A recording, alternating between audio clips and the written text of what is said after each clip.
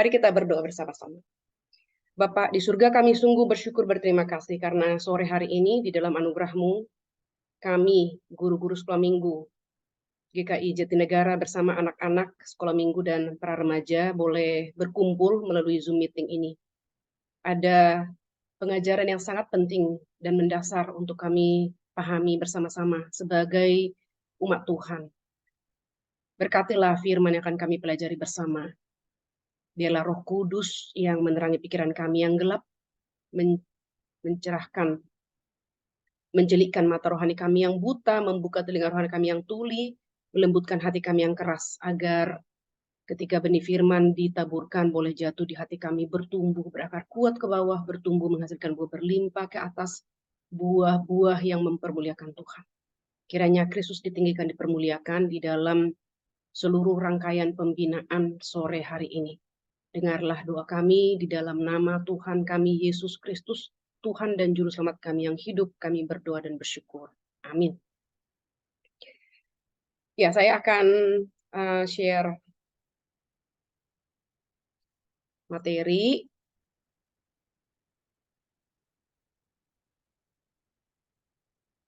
Ya, oke. Apakah orang baik masuk surga? Ini ya dan tidak, boleh saja langsung dijawab. Tapi saya berharap kita bisa memahami jawabannya nanti dari penguraian materi pada sore hari ini. Mungkin sedikit berat, tapi saya percaya anak-anak remaja, anak-anak sekolah minggu GKI Jatinegara adalah anak-anak yang cerdas, maka saya percaya bisa mengikuti. Namun perlu fokus ya, anak-anak jangan bercabang. Oke. Jadi dari mana asal watak manusia yang buruk itu? Tadi ada pertanyaan ya, muncul ya. Ada beragam jawaban di kelas 5-6. Ada mungkin jawaban yang beragam juga di kelas 3-4. Mari kita melihat bersama-sama jawabannya. Jadi watak manusia yang buruk itu adalah dari kejatuhan di dalam dosa dan ketidaktaatan nenek moyang kita, yaitu Adam dan Hawa di Taman Firdaus. Di situ tabiat kita menjadi sedemikian buruk sehingga kita semua dikandung dan dilahirkan di dalam dosa. Ada istilah original sin. Kita akan belajar materi berikutnya. Nah, kondisi manusia setelah kondisi manusia ya, waktu penciptaan, lalu setelah jatuh ke dalam dosa, setelah mengalami penebusan dan setelah mengalami penebusan dan nanti di dalam kekekalan, Agustinus memberikan 4. Ini kondisi kita, anak-anak boleh ikuti ya. Yang pertama menggunakan istilah bahasa Latin ya, posse pecare dan posse non pecare. Ini kondisi kita dalam creation atau sebelum kejatuhan. Allah menciptakan manusia sempurna tanpa dosa.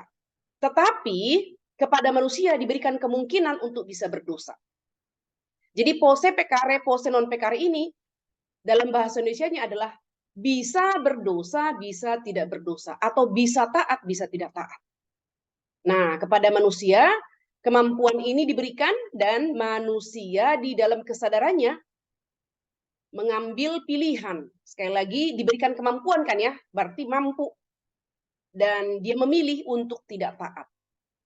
Dengan mengambil buah yang dilarang.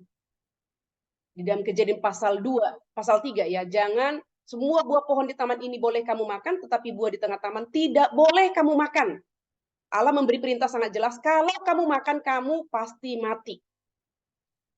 Adam, Hawa, sangat jelas menerima perintah itu, tetapi mereka memilih untuk tidak taat.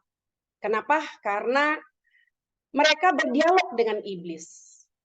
Ketika iblis mengambil rupa seekor ular, mengatakan, kamu tidak akan mati, melainkan kamu akan menjadi sama seperti Allah. Itu menggiurkan. Menjadi sama seperti Allah itu berarti kita otonom. Otonom itu berarti tidak ada yang mengatur saya. Saya tidak bertanggung jawab kepada siapapun. Saya bebas, saya free, dan ini yang saya mau. Kalau saya hanya sebagai ciptaan, tidak sama seperti Allah, maka saya harus bertanggung jawab kepada Allah. Seluruh perbuatan saya harus bertanggung jawabkan. Dan saya tidak bebas. Maka dengan pilihan ingin menjadi sama seperti Allah, maka manusia jatuh ke dalam dosa. Agustinus menggunakan istilah di dalam keberdosaan setelah manusia jatuh ke dalam dosa, ya Adam dan Hawa, dia menggunakan istilah non posse non picare. Jadi setelah jatuh ke dalam dosa, manusia selalu berdosa atau tidak bisa tidak berdosa. Anak-anak coba bayangkan, kalau kondisi kita, kondisi kamu, kondisi teman-temanmu, kondisi orang tuamu di rumah, tidak bisa tidak berdosa atau selalu berdosa, maka keadaan akan menjadi chaos, keadaan akan menjadi kacau, keadaan akan sangat menakutkan. Bayangkan, barang milikmu pribadi tidak akan dihargai, bisa hilang setiap saat, baik di hadapanmu maupun ketika kamu meninggalkannya. Kenapa? Karena manusia selalu berbuat dosa. Kamu bisa mengambil barang temanmu dengan sembarangan, temanmu bisa mengambil barangmu dengan sembarangan, makananmu yang kamu siapkan untuk istirahat 1 dan 2 di sekolah bisa hilang mendadak dan kamu kelaparan. Kamu juga bisa mengambil makanan temanmu dan temanmu juga kelaparan. Dan segala sesuatu. Lebih jahatnya lagi, lebih parahnya lagi adalah manusia bisa membunuh satu dan yang lain tanpa ada konsekuensi logis atau hukuman. Karena manusia selalu berdosa begitu ya. Dan inilah kondisi manusia di dalam dosa tanpa anugerah Tuhan. Dan bersyukur ya, setelah manusia jatuh ke dalam dosa, ada anugerah Tuhan yang terus menopang. Tuhan memberikan hati nurani sehingga manusia berdosa itu tidak sampai seperti iblis. Manusia berdosa itu ada perasaan takut ketika berdosa, tetapi dia tidak bisa tidak berdosa. Maka dia dalam pikirannya dia salah, dalam perbuatannya dia salah, dan bisa jadi manusia frustasi ya. Paulus mengatakan, aku tahu apa itu yang baik, tapi ketika aku ingin melakukan yang baik, yang aku lakukan adalah hal yang jahat. Nah, kita sering sekali mengalami hal itu, bukan? Kita tahu yang baik, tapi dengan sesadar-sadarnya kita melakukan hal yang tidak baik. Itulah kondisi kita di dalam dosa. Agustinus mengatakan, kondisi manusia di dalam dosa itu tidak bisa tidak berdosa. Di satu hari, tidak mungkin kita tidak berdosa. Lalu kemudian anugerah Tuhan tiba pada kita ya. Lalu kita percaya menerima Yesus sebagai Tuhan dan Juru Selamat pribadi. Agustinus menggunakan istilah kondisi manusia yang sudah mengalami penebusan itu adalah posse non picare dan posse picare. Ini adalah khusus untuk orang Kristen. Setelah ditebus, kita able not to sin and able to sin. Jadi kembali lagi kepada kondisi pada waktu creation. Mampu berdosa, mampu tidak berdosa. Tetapi kita yang sudah mengalami redemption, kita sudah diberi kuasa dari kebangkitan Kristus untuk berkata tidak terhadap dosa. Nah, jadi lebih mulia kondisi di dalam yang ketiga ini daripada kondisi pertama. Kondisi pertama itu belum mengalami penebusan ya, masih original creation, masih penciptaan awal. Tetapi di dalam redemption kita sudah mengalami penebusan dan Kristus sudah menang atas ujian dan pencobaan. Nah, lalu nanti pada waktu Kristus datang kita masuk ke dalam hidup yang kekal. Di dalam hidup yang kekal itu masa konsumasi. Keadaan kita di sana adalah non posse picare, yaitu not able to sin. Seluruh akar dosa akan dicabut dan kita tidak mampu lagi berdosa. Dan ini adalah hidup yang kita inginkan, bukan? Ketika kita hanya menginginkan hidup mempermuliakan Allah. Itu sebabnya di dalam buku Katekismus pertama, pertanyaan pertama dikatakan, apakah tujuan hidup manusia? Jawabannya adalah, tujuan hidup manusia adalah ditentukan oleh Allah, bukan manusia itu sendiri, yaitu to glorify God and to enjoy Him forever and ever. Untuk mempermuliakan Allah dan menikmati Allah selama-lamanya. Ini adalah kehendak Allah, ini adalah rencana Allah, dan inilah yang akan kita nikmati sepenuhnya dengan sempurna nanti di dalam konsumasi. Setelah kita mengalami redemption di poin yang ketiga, bisa nggak kita mempermuliakan Allah? Iya, bisa. Dan itulah yang harus kita perjuangkan setiap hari.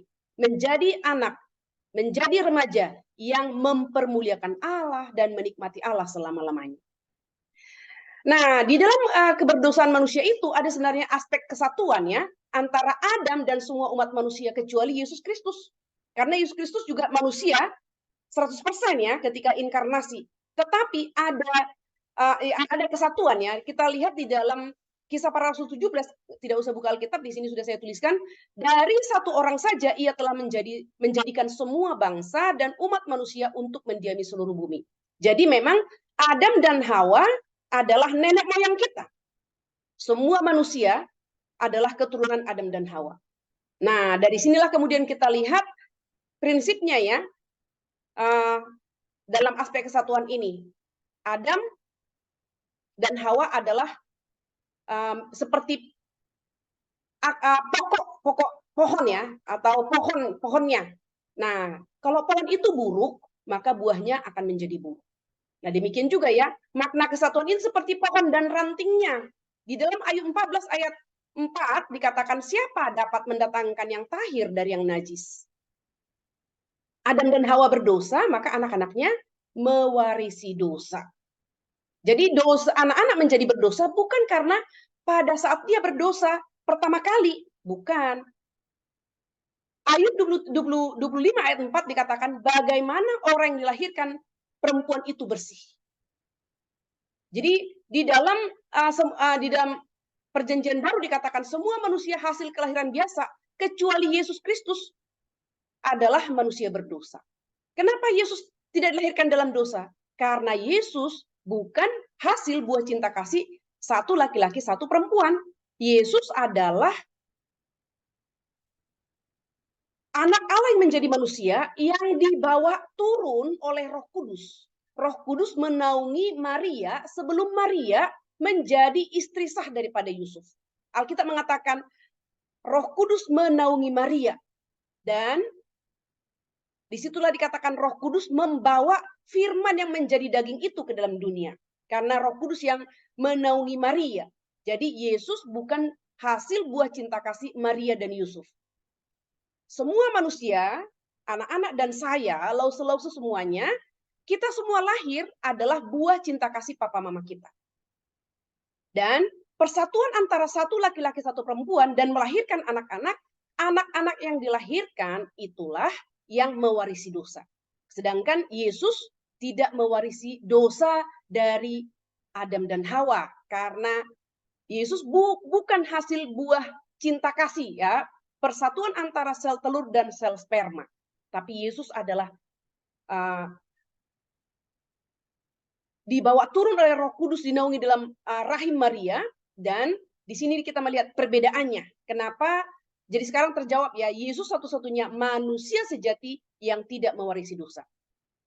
Nah, sekarang kita melihat bersama-sama aspek perbedaannya. Dosa perbuatan Adam adalah miliknya sendiri, bukan milik kita. Jadi sekali lagi, secara kepemilikan dosa Adam adalah miliknya. Tetapi memang secara prinsip, tadi aspek persatuan tadi ya, seperti pohon dengan rantingnya. Kalau pohon buruk, maka buah yang dihasilkan dalam ranting-ranting dan semuanya di dalam pohon itu akan menunjukkan pohon yang buruk itu. Demikian juga ya, Adam berdosa, semua keturunan yang berdosa. Tetapi kita tidak menanggung hukuman dosa Adam. Ya, semua manusia mewarisi original sin. Original sin ini adalah dosa yang diturunkan dari Adam karena prinsip persatuan tadi. Ini original sin, setiap manusia dilahirkan atau dikandung ya di dalam Mazmur 51 ayat 7 dikatakan manusia itu dikandung di dalam dosa, dilahirkan di dalam kejahatan ya. Nah, di sini kita lihat original sin adalah dosa warisan, maka di dalam diri anak-anak sudah ada benih dosa. Dengan adanya benih dosa ini, ketika ada kesempatan, maka benih ini akan bertumbuh dan menghasilkan buah-buah dosa. Itulah actual sin. Jadi original sin akan menghasilkan actual sin. Kita mewarisi original sin atau dosa asal dari Adam dan Hawa. Kita tidak ikut menanggung dosanya Adam, tapi yang kita tanggung adalah dosa perbuatan kita masing-masing, yaitu actual sin masing-masing. Ya, jadi setiap orang bertanggung jawab atas actual sin-nya atau perbuatan dosanya masing-masing.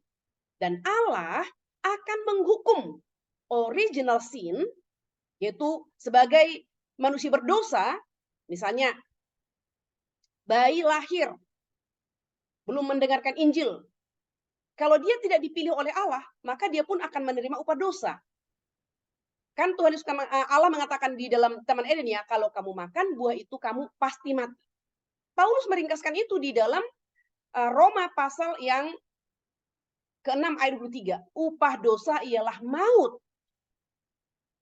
Jadi semua manusia akan menerima maut karena upah dosa ialah maut.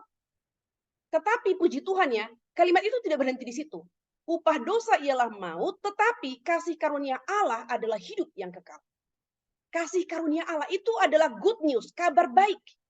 Allah tidak membiarkan manusia semua menuju neraka. Tapi Allah menyediakan good news, yaitu kabar baik. Tetapi kasih karunia Allah adalah hidup yang kekal. Yohanes 3:16, karena begitu besar kasih Allah akan dunia ini, sehingga Allah mengaruniakan anaknya yang tunggal, supaya setiap orang yang percaya kepada Kristus tidak binasa karena dosa, tidak binasa karena upah dosa adalah maut, melainkan beroleh hidup yang kekal. Jadi ada pengharapan bagi manusia berdosa untuk tidak menerima hukuman dosa yaitu maut, melainkan anugerah hidup yang kekal melalui beriman kepada Kristus secara pribadi. Nah, kita lihat di sini prinsip perwakilan ya. Di dalam Roma pasal 5 ayat 19, di sini kita melihat prinsip perwakilan itu. Oleh ketidaktaatan satu orang, semua orang telah berbuat dosa. Oleh ketaatan Adam, maka semua orang jatuh ke dalam dosa.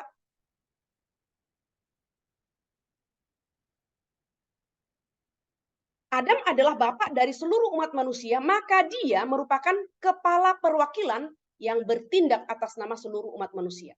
Anak-anak, saya percaya kamu sangat mengerti atas perwakilan ini, betul ya? Jadi kalau ada satu temanmu mewakili sekolah ikut bertanding, maka dia membawa atas nama sekolah. Kalau dia menang, nama sekolah yang dibawa.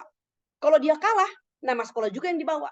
Nah, jadi ketika Adam diciptakan di Taman Eden, maka kita lihat di dalam Roma pasal 11 ayat 33, Mazmur 145 ayat 17, mau memberikan satu petunjuk kepada kita, Allah yang menetapkan Adam sebagai wakil seluruh umat manusia dalam perjanjian hidup di Taman Eden. Maka kita tidak boleh katakan, saya tidak memilih Adam loh jadi wakil saya. Kenapa Adam makan buah di Taman Eden, lalu getahnya kecipratan ke saya? Kamu juga tidak bisa mengatakan, bukan, oh saya tidak ikut loh memilih teman saya yang ikut tanding dan kalah. Maka saya tidak turut serta kalah. Tidak bisa, karena apa? Saya kepala sekolah. Saya memilih dan menetapkan satu anak mewakili sekolah untuk tanding. Saya tidak perlu mengajak semua anak berembuk, ayo kita pilih wakil kita. Tidak, saya punya otoritas. Demikian juga Allah punya otoritas menetapkan Adam sebagai wakil seluruh umat manusia dalam perjanjian hidup di Taman Eden. Dan ketika Adam gagal, seluruh manusia gagal. Demikian wakil sekolah ketika dia gagal, semua sekolah gagal. Ketika dia berhasil juara satu, maka semua sekolah tersebut ya menjadi pemenang juara satu. Nah, Mazmur 58 ayat 4 dikatakan, sejak lahir orang-orang fasik telah menyimpang, sejak dari kandungan pendusta-pendusta telah sesat. Inilah kondisi kita sebagai anak-anak atau keturunan daripada Adam dan Hawa. Nah, coba kita lihat kesejajaran utama ya dalam Roma 5 ayat 12 sampai 25 ini. Adam pertama adalah Adam yang diciptakan Taman Eden, Adam kedua adalah Kristus. Di dalam ayat yang kedua dikatakan semua manusia telah berdosa bersama dengan Adam dan jatuh bersamanya. Ayat 19 dikatakan semua orang telah menerima pembenaran oleh ketaatan Kristus. Perhatikan kesejajaran utama, Adam pertama, Adam kedua. Di dalam Adam pertama kita menerima dosa, tetapi di dalam Adam yang kedua melalui beriman secara pribadi kepada Kristus kita menerima pembenaran. Cukup adil bukan? Oleh satu orang kita berdosa, oleh satu orang kita dibenarkan. Ayat 18 dikatakan kutuk akibat dosa adalah adil. Ayat 15, 17 sampai 18 ya, pembenaran yang kita terima adalah kemurahan atau kasih karunia. Kalau kita salah, kita dihukum, itu adil. Benar ya? Tapi kalau kita salah, lalu kita dibenarkan, itu adalah kasih karunia. Saya sebagai kepala sekolah, berulang kali anak-anak menangis di kantor saya. Ketika anak bermasalah ditangani oleh guru yang mata pelajaran, diberikan ke wali kelas. Dari wali kelas masuk ke mungkin ke wakasek ya, wakil kepala sekolah, dan terakhir ke kantor saya. Kalau sudah sampai ke kantor saya berarti permasalahan belum selesai. Ada sesuatu yang pelik, ada sesuatu yang masih ditutupi. Dan sering sekali setiap anak yang datang ke kantor saya katakan, satu kali saya bicara, kamu harus jujur. Dan anak yang jujur saya akan hargai. Tetapi anak yang tidak jujur, saya tidak hargai. Dan anak yang jujur sering sekali saya katakan, terima kasih kamu sudah jujur, dan harap kamu belajar dari kesalahan, jangan diulang. Sekarang kamu boleh keluar. Nangis. Loh, kenapa kamu nangis? Silahkan keluar. Nangis. Sesungguhkan. Kenapa? Apakah saya tidak dihukum? Nah, berarti ada sense of ya perasaan untuk adil ya. Saya salah. Apa hukuman Ibu Happy? Apa hukuman kepala sekolah? Saya bilang, saya tidak harus menghukumkan. Yang penting kamu tahu kamu salah dan kamu belajar dari kesalahan dan jangan mengulang lagi. Nah, itulah kasih karunia. Bukan karena kamu benar maka kamu tidak dihukum, tapi kamu mendapatkan kasih karunia. Nah, yang mau ditekankan adalah prinsip perwakilan, ya kan? Yang telah membawa maut dan kutuk atas seluruh umat manusia, yaitu Adam pertama, sama dengan prinsip yang juga telah menjadi jalan yang membawa kepada kehidupan yang kekal. Adam membawa kita ke dalam kejatuhan, Yesus Kristus membawa kita kepada keselamatan. Nah, jadi berita baiknya adalah Allah telah memilih seorang wakil yang lain bagi umatnya, hanya bagi umatnya. Ya, Allah telah merencanakan anaknya Yesus akan menjadi manusia. Ini tadi jawabannya, menjadi pengantara satu-satunya. Mengapa perlu ada pengantara antara Allah dan manusia? Perlu. Dan pengantara ini adalah yang dapat menjangkau kedua belah pihak. Bisa menjangkau Allah dan bisa menjangkau manusia. Yang dapat menjangkau Allah adalah Allah. Yang dapat menjangkau manusia adalah manusia. Yesus adalah Allah dan manusia. Sebagai Allah, dia adalah hidup suci. Dan 33 tahun setengah, dia hidup dalam dunia, dia adalah satu-satunya manusia yang tidak berdosa. Maka dia berkenan di hadapan Allah. Ketika dia menghadap Allah, Allah berkenan. Dan dia juga manusia, maka dia menjangkau manusia. Maka anak-anak, di luar agama Kristen, tidak ada pengantara yang bisa menjangkau Allah dan menjangkau manusia. Satu-satunya pengantara yang membawa manusia, memperdamaikan manusia dengan manusia berdosa dengan Allah adalah Yesus Kristus. Ini adalah salah satu keunikan. Ada banyak keunikan agama Kristen. Salah satu keunikan agama Kristen adalah adanya pengantara satu-satunya antara Allah yang suci dan manusia berdosa. Manusia berdosa tidak dapat menghadap Allah. Kenapa? Karena Allah suci, manusia berdosa. Ada dosa yang memisahkan. Lalu bagaimana kita bisa melewati jurang dosa ini, jurang maut ini? Salib. Tadi sudah ada ditunjukkan ya, salib. Gambar yang benar itu salib tidak horizontal, tapi vertikal. Allah suci di atas, manusia berdosa di bawah. Ada salib vertikal dan horizontal. Nah, anak-anak, kita sungguh bersyukur. Rancangan Allah menciptakan manusia dengan sempurna, tapi manusia jatuh ke dalam dosa.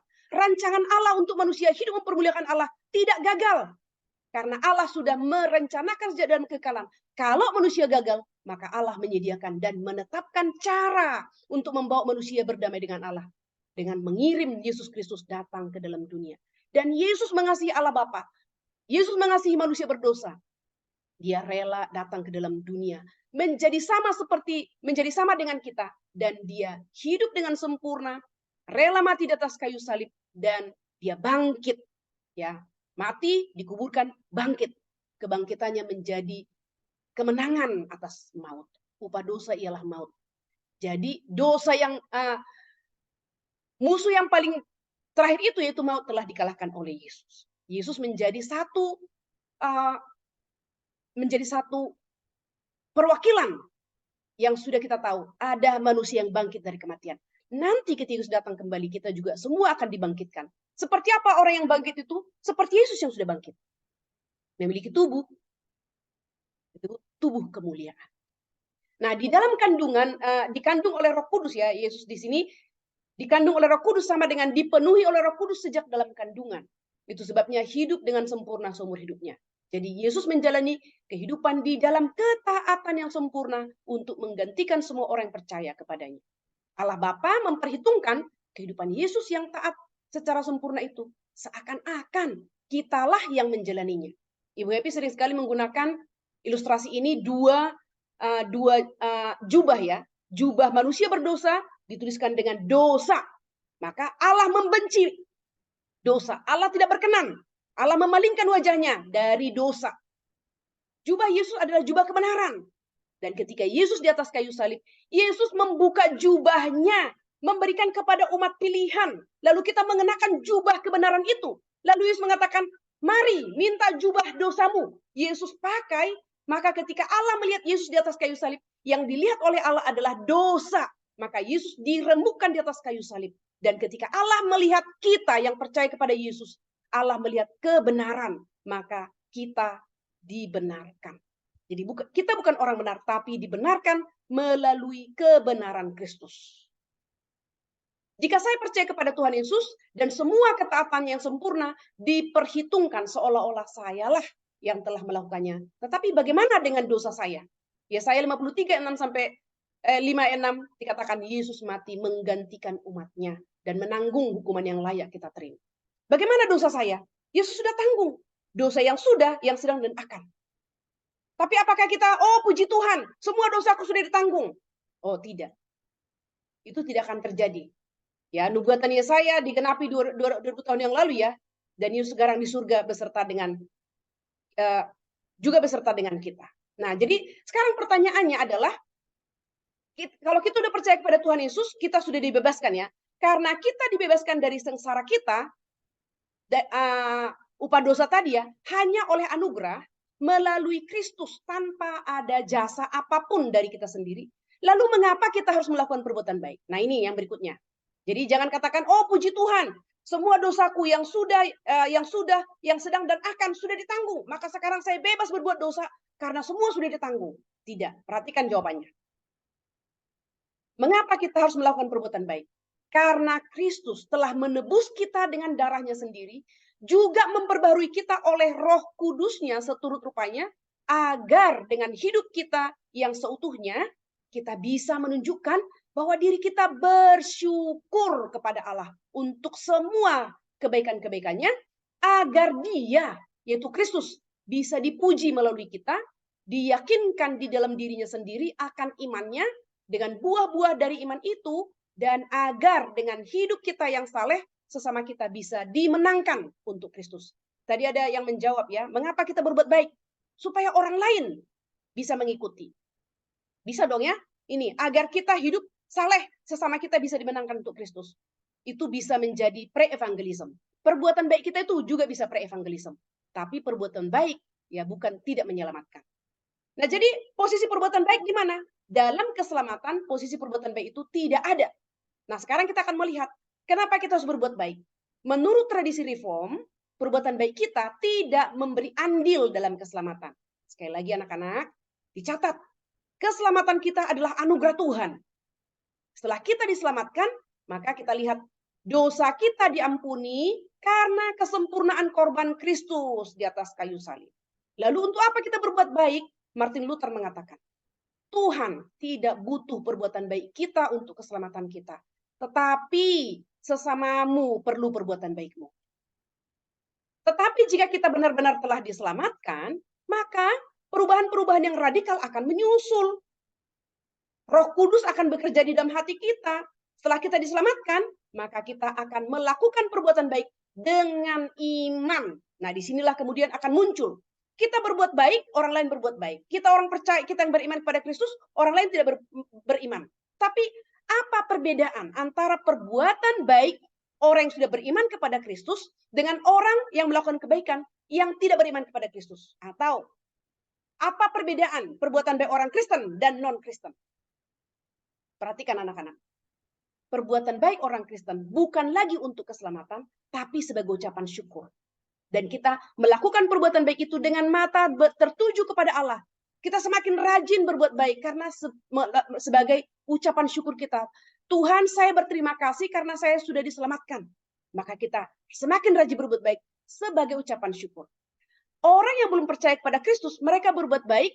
Perbuatan baik itu adalah sebagai amal, sebagai jasa, untuk menimbun jasa, supaya, tadi ada jawabannya, untuk menyimbangi perbuatan baik. Tidak ya, perbuatan jahat, itu salah ya. Itu bukan pemikiran iman Kristen. Orang Kristen berbuat baik sebagai ucapan syukur, orang non-Kristen berbuat baik supaya mereka diselamatkan. Jadi berarti perbuatan baik mereka adalah usaha manusia. Perbuatan baik orang Kristen adalah pemberian Allah, given ya. Jadi perbedaan perbuatan baik dengan iman dan tanpa iman, anak-anak sudah mengerti ya. Perbuatan baik dengan iman adalah perbuatan baik sebagai ucapan syukur. Perbuatan baik tanpa iman itu adalah perbuatan baik yang hanya bersifat humanis, hanya untuk menyenangkan sesama. Ya, tadi kami dalam masterclass, dalam rapat dengan Pendeta Stephen Tong, mengatakan bahwa kita harus melayani kebutuhan zaman. Berulang-ulang, kita harus melayani kebutuhan zaman. Tapi Pak Tong mengatakan, kita bukan hanya melayani kebutuhan zaman, tapi kita juga harus membawa zaman ini, generasi pada zaman ini, mempersiapkan mereka untuk berjumpa dengan Kristus. Jadi bukan hanya kebutuhan zaman, tapi mempersiapkan generasi dalam zaman ini untuk konsumasi, untuk berjumpa dengan Kristus. Nah, tidak ada yang tersisa untuk dilakukan bagi keselamatan kita. Tuhan Yesus telah melakukan semuanya. Kita tidak kerjasama dalam keselamatan. Keselamatan itu adalah anugerah Tuhan. Lalu mengapa kita harus melakukan perbuatan baik? Anak-anak, natur manusia berdosa adalah berbuat dosa. Tidak mungkin kita bisa berbuat baik. Natur baru di dalam Kristus sebagai ciptaan baru, disitulah kita yang ingin mempermuliakan Allah mulai berjuang melakukan kebaikan yang diperkenan oleh Allah. Di dalam Yesaya dikatakan perbuatan baik tanpa iman atau perbuatan baik di luar iman kepada Kristus seperti kain gombal. Tidak berkenan di hadapan Allah. Kalau perbuatan baik itu kita lakukan tanpa iman. Mari kita melihat bersama-sama, walaupun waktu masih saya minta waktu lagi ya. Alkitab memberitahukan 4 tujuan perbuatan baik. Di dalam Kolose pasal 2 ayat 6 sampai 7 dikatakan agar dengan hidup kita yang seutuhnya kita bisa menunjukkan bahwa diri kita bersyukur kepada Allah untuk semua kebaikan-kebaikannya. Tujuan pertama untuk bersyukur. Jadi anak-anak boleh catat ya. Mengapa kita berbuat baik? Pertama, bersyukur kepada Allah untuk semua kebaikannya. Kebaikan yang paling utama apa? Allah mengaruniakan Kristus. Allah mengaruniakan Roh Kudus. Allah mengaruniakan Alkitab. Allah mengaruniakan gereja. Allah mengaruniakan saudara seiman. Allah mengaruniakan keluarga. Semua hal yang baik. Setelah kita memahami bahwa Yesus telah melakukan semua untuk kita, bagaimana mungkin kita tidak bersyukur? Ya enggak. Kalau papa mama sudah memberikan kamu semua yang terbaik, memberikan kamu makanan yang baik, memberikan kamu rumah, memberikan kamu sekolah. Kalau kamu tidak taat, kalau kamu tidak menghormati orang tuamu, saya pikir orang tua akan kecewa. Maka anak-anak perhatikan ya. Jadi mari kita tarik dalam kehidupan kita sehari-hari. Allah menyelamatkan kita supaya kita bersyukur. Dalam kehidupan sehari-hari, orang tua memberi yang terbaik, mengupayakan yang terbaik. Hargai, ucapkan terima kasih, hormati orang tuamu, dan jangan kamu menghina orang tuamu dengan kamu bermain-main. Berbuat baik seumur hidup adalah sebagai ucapan syukur kita kepada Allah. Dengan kamu menaati orang tuamu, dengan kamu belajar kerja keras, dengan kamu mengukir prestasi, itu juga sebagai ucapan syukurmu di hadapan Tuhan. Di dalam setiap pelepasan kelas 6 di SD Kristen Calvin ya, temanya dari tahun ke tahun, sudah 12 angkatan saya luluskan. Dari tahun pertama sampai tahun ini diluluskan hanya satu tema. Berprestasi bagi kemuliaan Allah. Berprestasi bagi kemuliaan Allah. Saya berharap anak-anakku sekalian baik SD maupun SMP yang hadir pada hari ini, mari bertekad, ini masih tahun ajaran baru ya, bertekad, berprestasilah, raihlah prestasi yang setinggi-tingginya. Pertama adalah untuk kemuliaan Allah. Kalau itu mempermuliakan Allah, pasti memuaskan orang tua. Jangan pikirkan pertama memuaskan orang tua. Karena memuaskan orang tua belum tentu mempermuliakan Allah. Tapi pikirkan, utama adalah mempermuliakan Allah. Apa yang mempermuliakan Allah pasti memuaskan orang tua. Jika seseorang terus berdosa dan tidak mau bertobat darinya, dia menunjukkan bahwa dirinya tidak pernah dibersihkan dari dosanya. Jadi anak-anak boleh introspeksi diri ya.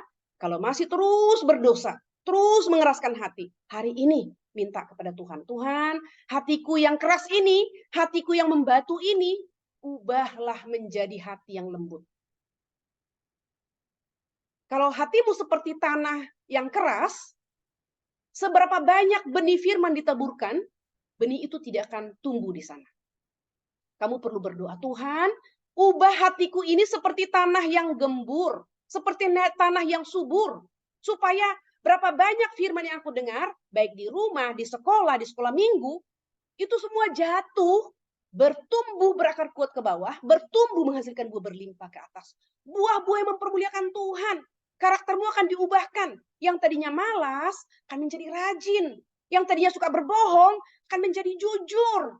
Yang tadinya mau manipulatif, kamu akan belajar untuk apa adanya. Yang tadinya kamu sudah jatuh kepada pornografi, kamu akan menganggap itu sampah. Dan kamu akan mengatakan never, forever, tidak lagi. Itu sampah.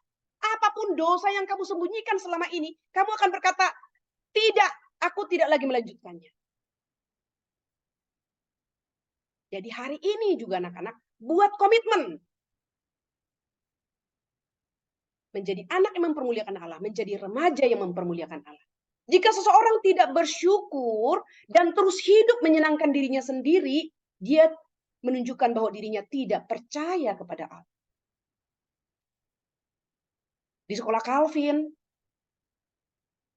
satu kali peristiwa ditemukan nasi terus ya, setiap hari ditemukan ada nasi di tangga darurat. Karena waktu itu di tangga darurat belum ada CCTV. Dan saya sangat sedih sekali, kenapa nasi itu setiap hari ditemukan di sana. Sampai pada akhirnya ditemukan satu anak yang rajin ya menuangkan makanannya di sana. Ditanya, mengapa kamu tuangkan? Aku tidak suka makanan itu, tapi orang tuaku terus kasih makanan itu. Ya memang perlu orang tua introspeksi diri juga ya, menerima masukan anak. Dan memberikan edukasi juga kenapa orang tua memberikan makanan itu. Tapi yang saya mau soroti di sini adalah anak itu tidak belajar bersyukur. Walaupun dia tidak suka makanan itu. Kalau itu sehat, harus belajar memakannya. Yang kedua, tujuan kita berbuat baik adalah agar Allah bisa dipuji melalui kita. Tadi alasan bersyukur adalah supaya sebagai ucapan syukur. Yang kedua, agar Allah bisa dipuji melalui kita. Allah itu kudus dan mencintai kekudusan. Dan kalau kita mengasihi Allah, maka kita akan menginginkan hidup yang kudus. Anak-anak berdoa supaya kamu, orang tuamu, semua bersama-sama menjadi satu keluarga yang mengejar kekudusan. Agar melalui hidup kita yang kudus, Tuhan dimuliakan. Allah itu kudus. Allah berkata, aku kudus, hendaklah kamu kudus. Ketika bayi mengambil langkah pertama, ayahnya sangat senang.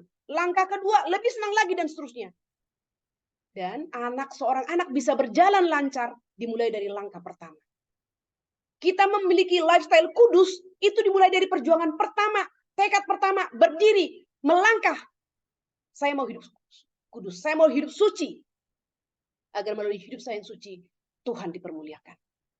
Allah senang. Dan ini kehendak Allah supaya kita hidup kudus. Allah senang ketika kita berusaha hidup kudus. Meskipun masih sangat jauh dari sempurna. Seorang anak yang lancar berjalan pada akhirnya bisa lari, bahkan menjadi seorang pelari yang sangat cepat. Dimulai dari langkah pertama. Dosa juga demikian anak-anak. Membuka pornografi 1 kali gemetar, 2 kali mulai tidak lagi gemetar. Berulang-ulang tidak lagi gemetar.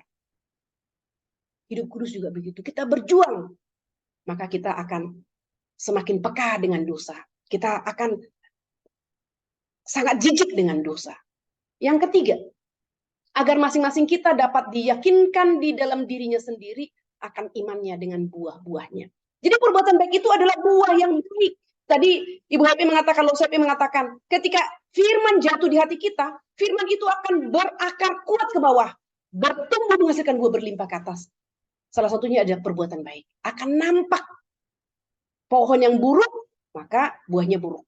Pohon yang baik, buahnya baik. Kalau hati kita baik, akan keluar dari ucapan kita, ide-ide kita, itu akan terpancar buah-buah yang baik. Bagaimana kita tahu bahwa iman kita adalah iman yang menyelamatkan? Pohon, ya, dari pohon tadi itu ilustrasi yang tepat. Pohon yang baik. Iman yang menyelamatkan itu akan menghasilkan, akan nampak dari buahnya. Iman yang menyelamatkan, membenci dosa, mencintai kebenaran, mencintai Allah dan mencintai sesama. Pendeta Stephen Tong berkata, seorang manusia yang sukses di hadapan Allah, dua hal. Yang pertama, hidupnya mempermuliakan Allah. Yang kedua, hidupnya bermanfaat bagi sesama.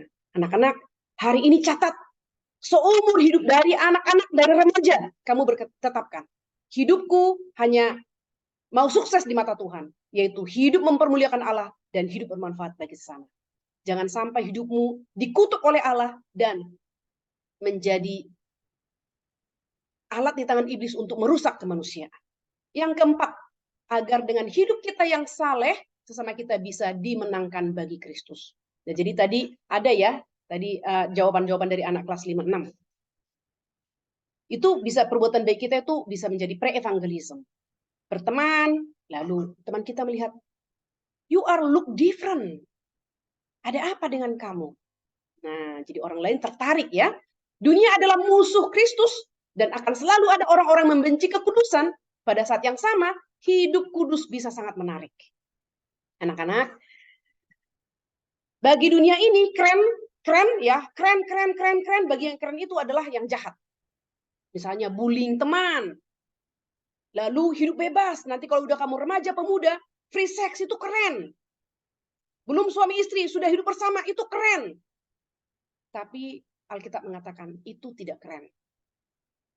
Yang keren itu adalah kamu menjaga kekudusan, kamu hidup jujur, bersih, transparan, kamu menjaga virginitasmu, kamu menjaga kekudusanmu, dan kamu saling caring satu yang lain, ya, sebagai berteman, saling menguatkan satu yang lain. Dalam 1 Petrus 3:1 dikatakan, istri yang saleh memenangkan suaminya bagi Kristus. Prinsip ini juga ya dalam berteman. Kita bisa memenangkan teman kita melalui hidup kita. Ini dimulai dari keluarga. Nah, di dalam Efesus 1, Roma 8, 1 Korintus 6, dikatakan seluruh inti dalam penyelamatan kita dari dosa ialah mengembalikan kita kepada tujuan semula, yaitu memuliakan Allah. Memuliakan Allah. Agar kita menjadi umat yang taat kepada Allah dan firman-Nya. Agar kita menjadi umat yang kudus dan tak bercacat di hadapannya. Setiap orang yang terus di dalam dosa dan tidak berpaling dari dosanya, dia bukan anak-anak Allah, tapi anak iblis. Itu sebabnya pertobatan itu adalah berbalik ya. Berbalik 180 derajat. Tadinya kamu anak-anak iblis. Ketika kamu bertobat, terima Yesus sebagai Tuhan dan Juru Selamat pribadi, maka kamu berbalik menjadi anak-anak Allah.